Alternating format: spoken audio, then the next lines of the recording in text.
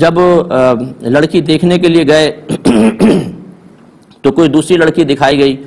پسند آ گئی اور شادی کی تاریخ طے ہوئی، لیکن جب نکاح کیا گیا تو دوسری لڑکی سے ایجاب و قبول یعنی ایجاب کروا لیا گیا اجازت، اور وہ بعد میں پتہ چلا جی دلہن ہی چینج ہو گئی ہے، تو یہ نکاح ہوا یا نہیں ہوا؟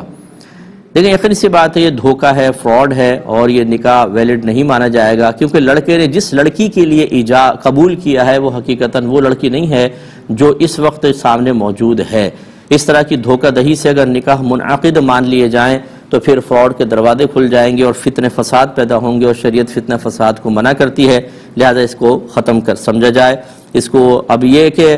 باطل مانا جائے کہ ایجاب و قبول سے نکاح ہی نہیں ہوا، یا پھر اس کو فسخ کرنا لازم قرار دیا جائے، اس میں کافی بحث ہو سکتی ہے۔ تو ہمارے نزدیک فسخ کرنا بہتر ہے کہ اس کو فسخ کر دیا جائے، ختم کر دیا جائے، فریقین پہ لازم قرار دیا جائے، اور جو دیا لیا ہے وہ واپس لیں، یا پھر اسی لڑکی سے نکاح ہو، ورنہ درست نہیں ہوگا۔